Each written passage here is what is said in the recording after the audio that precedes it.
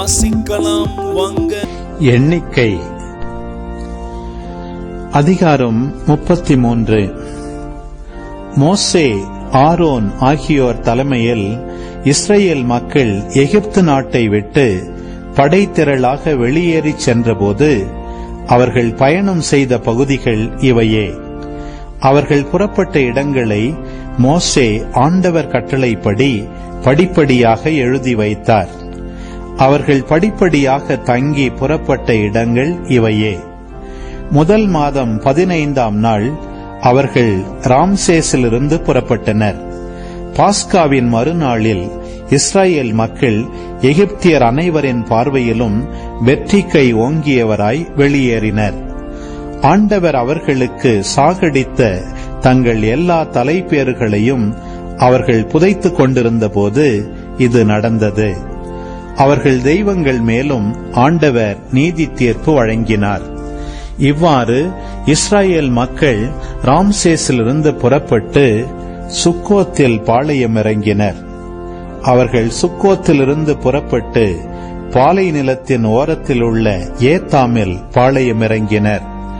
பின் அவர்கள் ஏத்தாமிலிருந்து பயணமாகி பாகால் செபோனுக்கு கிழக்கே பிசுகிரோத்துக்கு திரும்பி மிக்தோலுக்கு முன் பாளையமிறங்கினர். அகிரோத்தின் முன்னிருந்து கிளம்பி அவர்கள் கடல் நடுவே பாலை நிலத்துக்குள் கடந்து சென்றனர். அவர்கள் ஏத்தாம் பாலை நிலத்தில் 3 நாள் பயணம் செய்து மாராவில் பாளையமிறங்கினர். பின்பு மாராவிலிருந்து புறப்பட்டு அவர்கள் ஏலிமுக்கு வந்தனர். ஏலிமில் 12 நீரூற்றுகளும் 70 பேரீச்சை மரங்களும் இருந்தன. அவர்கள் அங்கே பாளையமிறங்கினர். அவர்கள் ஏலிமிலிருந்து பயணமாகி செங்கடல் அருகில் பாளையமிறங்கினர். பின்பு செங்கடலிலிருந்து கிளம்பி அவர்கள் சீன் பாலை நிலத்தில் பாளையமிறங்கினர். அவர்கள் சீன் பாலை நிலத்திலிருந்து புறப்பட்டு தொப்காவில் பாளையமிறங்கினர். அவர்கள் தொப்காவிலிருந்து பயணமாகி ஆலுசில் பாளையமிறங்கினர். அவர்கள் ஆலுசிலிருந்து கிளம்பி ரபீதிமேல் பாளையமிறங்கினர். அங்கு மக்களுக்கு குடிக்க தண்ணீர் இல்லை. பின் அவர்கள் ரபீதிமிலிருந்து புறப்பட்டு சீனாய் பாலை நிலத்தில் பாளையமிறங்கினர். சீனாய் பாலை நிலத்திலிருந்து பயணமாகி அவர்கள் கிப்ரோத்து அத்தாவில் பாளையமிறங்கினர். கிப்ரோத்து அத்தாவிலிருந்து கிளம்பி அவர்கள் அட்சரோத்தில் பாளையமிறங்கினர். அவர்கள் அட்சரோத்திலிருந்து புறப்பட்டு ரித்மாவில் பாளையமிறங்கினர். பின் அவர்கள் ரித்மாவிலிருந்து பயணமாகி ரிமோன் பாரேஸில் பாளையமிறங்கினர். ரிமோன் பாரேஸிலிருந்து கிளம்பி அவர்கள் லிப்னாவில் பாளையமிறங்கினர். லிப்னாவிலிருந்து புறப்பட்டு அவர்கள் இரிசாவில் பாளையமிறங்கினர். பின்னர் இரிசாவிலிருந்து அவர்கள் பயணமாகி கெகேலதாவில் பாளையமிறங்கினர். கெகேலதாவிலிருந்து கிளம்பி அவர்கள் செபேர் மலையில் பாளையமிறங்கினர். பின்பு அவர்கள் செபேர் மலையிலிருந்து புறப்பட்டு அராதாவில் பாளையமிறங்கினர். அராதாவிலிருந்து அவர்கள் பயணமாகி மக்கலோத்தில் பாளையமிறங்கினர். மக்கலோத்திலிருந்து கிளம்பி அவர்கள் தாகாத்தில் பாளையமிறங்கினர். அவர்கள் தாகாத்திலிருந்து புறப்பட்டு தெராகில் பாளையமிறங்கினர். தெராகிலிருந்து பயணமாகி அவர்கள் மித்காவில் பாளையமிறங்கினர். மித்காவிலிருந்து கிளம்பி அவர்கள் அசுமோனாவில் பாளையமிறங்கினர். பின்பு அசுமோனாவிலிருந்து புறப்பட்டு மோசரோத்தில் பாளையமிறங்கினர். மோசரோத்திலிருந்து அவர்கள் பயணமாகி பெனையாக்கானில் பாளையமிறங்கினர். பெனையாக்கானிலிருந்து கிளம்பி அவர்கள் ஓரகித்துக்காதில் பாளையமிறங்கினர். ஓரகித்துக்காதிலிருந்து புறப்பட்டு அவர்கள் யோற்றுபாவில் பாளையமிறங்கினர். பின்பு யோற்றுபாவிலிருந்து பயணமாகி அப்ரோனாவில் பாளையமிறங்கினர். அப்ரோனாவிலிருந்து கிளம்பி அவர்கள் எட்சியோன் கெபேரில் பாளையமிறங்கினர். எட்சியோன் கெபேரிலிருந்து அவர்கள் புறப்பட்டு காதேசு என்னும் சீன் பாலை நிலத்தில் பாளையமிறங்கினர். அவர்கள் காதேசிலிருந்து பயணமாகி ஏதோம் நாட்டின் ஓரத்திலிருந்த ஓர் மலையில் பாளையமிறங்கினர். பின்பு குரு ஆரோன் ஆண்டவர் கட்டளைப்படி ஓர் மலைக்கு ஏறிச் சென்றார். அவர் அங்கேயே இறந்தார்.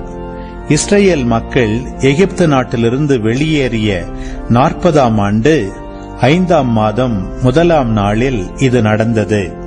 ஓர் மலையில் ஆரோன் இறந்தபோது அவருக்கு வயது 123.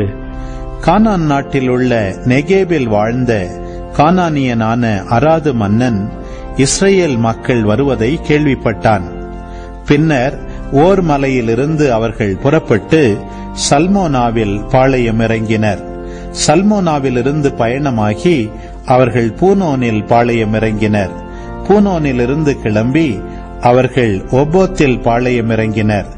அவர்கள் ஒபோத்திலிருந்து புறப்பட்டு மோவாபின் எல்லையில் உள்ள ஈயாபரிமில் பாளையமிறங்கினர். ஈயாபரிமிலிருந்து அவர்கள் பயணமாகி தீபோன் காதில் பாளையமிறங்கினர். தீபோன் காதிலிருந்து கிளம்பி அவர்கள் அல்மோன் திப்லாத்தாயிமில் பாளையமிறங்கினர். அல்மோன் திப்லாத்தாயிமிலிருந்து புறப்பட்டு அவர்கள் நெபோவுக்கு முன் அபாரிம் மலைகளில் பாளையமிறங்கினர். அபாரிம் மலைகளிலிருந்து அவர்கள் பயணமாகி எரிகோவுக்கு எதிரே யோர்தானை அடுத்த மோவாபு சமவெளியில் பாளையமிறங்கினர்.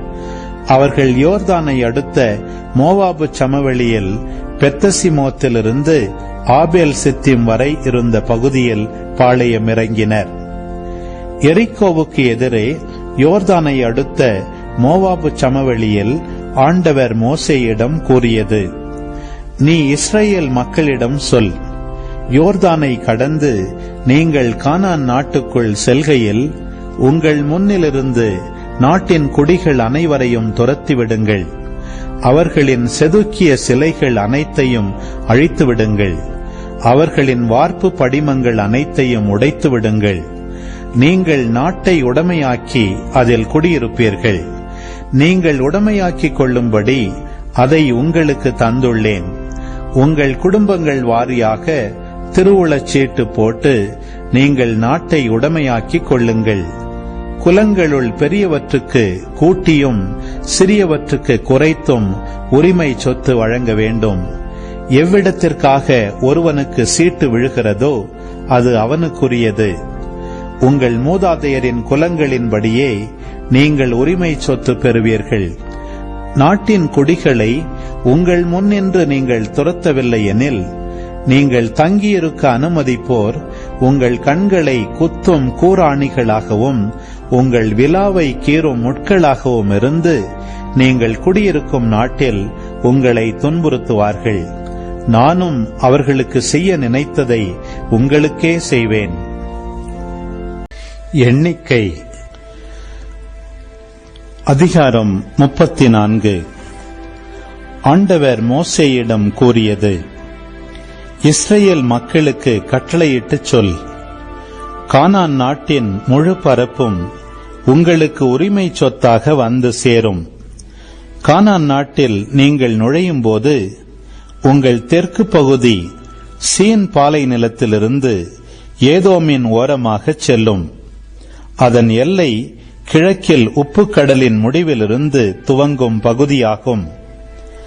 அந்த எல்லை அக்ரபீம் மேட்டுக்கு தெற்கே சுற்றி சீனை தாண்டி காதேசு பர்னேயாவுக்கு தென்புறத்தை அடையும். பின் அது அட்சராதாருக்கு சென்று அட்சமோன் ஓரமாக கடந்து செல்லும். அந்த எல்லை அட்சமோனிலிருந்து எகிப்தின் சிற்றாறு வரைக்கும் சுற்றி போய் பெருங்கடலில் முடிவுறும். உங்கள் மேற்கு எல்லை பெருங்கடலும் அதன் கரையோரமும். இதுவே உங்கள் மேற்கு எல்லை. உங்கள் வட எல்லையாக பெருங்கடலிலிருந்து ஓர் மலை வரை நீங்கள் எல்லையை வரையறுத்துக் கொள்ளுங்கள். ஓர் மலையிலிருந்து காமாத்தின் நுழைவாயில் வரை அதனை குறிப்பீர்கள். எல்லையின் முடிவு செதாதில் இருக்கும். அந்த எல்லை சிப்ரோன் வரை தொடர்ந்து சென்று அட்சரேனோனில் முடிவுறும். இதுவே உங்கள் வட எல்லை. உங்கள் கிழக்கு எல்லையாக அட்சரேனோனிலிருந்து செபாம் வரைக்கும் உள்ள பகுதியை குறித்துக் கொள்ளுங்கள். அந்த எல்லை ஐயனுக்கு கிழக்கே செபாம் முதல் ரிப்லா வரைக்கும் செல்லும். அந்த எல்லை கிழக்கு நோக்கிச் சென்று கினரேத்து கடலின் சரிவை வந்தடையும். அந்த எல்லை யோர்தானுக்கு சென்று பின் உப்பு கடலில் முடிவுறும். மோசே இஸ்ரேல் மக்களுக்கு கட்டளையிட்டு சொன்னது: திருவுளச்சீட்டு மூலம் நீங்கள் உடைமையாக்கிக் கொள்ளப் போகும் நாடு இதுவே. இதனை 9 குலங்களுக்கும் பாதி குலத்துக்கும் கொடுக்க ஆண்டவர் கட்டளையிட்டுள்ளார். மூதாதையர் வீடுகள் வாரியாக ரூபன் புதல்வர் குலமும், தங்கள் மூதாதையர் வீடுகள் வாரியாக காத்து புதல்வர் குலமும், மனாசேயின் பாதி குலமும் தங்கள் உரிமை சொத்தினை பெற்றுவிட்டனர். 2 குலங்களும் பாதி குலமும் யோர்தானுக்கு அப்பால் எரிகோவின் கிழக்கே கதிரவன் உதயம் நோக்கி தங்கள் உரிமை சொத்தை பெற்றுள்ளார்கள். ஆண்டவர் மோசேயிடம் கூறியது: உரிமை சொத்துக்காக உங்களுக்கு நாட்டை பங்கிட்டு தருவோரின் பெயர்களாவன: குரு எலையாசர், நூனின் மகன் யோசுவா. இவர்களை தவிர உரிமை சொத்துக்காக நாட்டை பங்கிடும்படி ஒவ்வொரு குலத்திலிருந்தும் தலைவன் ஒருவனை நீங்கள் தேர்ந்து கொள்ள வேண்டும். அவர்களின் பெயர்கள்: யூதா குலத்திலிருந்து எபுன்னேயின் மகன் காலேபு. சிமியோன் மக்களின் குலத்திலிருந்து அம்மிகூத்தின் மகன் செமுவேல். பென்யமீன் குலத்திலிருந்து கிஸ்லோனின் மகன் எலிதாது. தான் மக்களின் குலத்திலிருந்து வரும் தலைவன் யோக்லியின் மகன் புக்கி. யோசேப்பின் மக்களில் மனாசே புதல்வர் குலத்திலிருந்து வரும் தலைவன் எப்போத்தின் மகன் கன்னியேல். எப்ராயிம் புதல்வர் குலத்திலிருந்து வரும் தலைவன் சிப்தானின் மகன் கெமுவேல். செபுலோன் புதல்வர் குலத்திலிருந்து வரும் தலைவன் பர்னாக்கின் மகன் எலிசாபான். இசக்கார் புதல்வர் குலத்திலிருந்து வரும் தலைவன் அசானின் மகன் பல்தியேல். ஆசேர் புதல்வர் குலத்திலிருந்து வரும் தலைவன் செலோமியின் மகன் அகிகூத்து. நப்தலி புதல்வர் குலத்திலிருந்து வரும் தலைவன் அம்மிகூத்தின் மகன் பெதாவேல். கானான் நாட்டில் இஸ்ரேல் மக்களுக்கு உரிமை சொத்தை பங்கிடும்படி ஆண்டவரால் பணிக்கப்பட்டவர்கள் இவர்களே.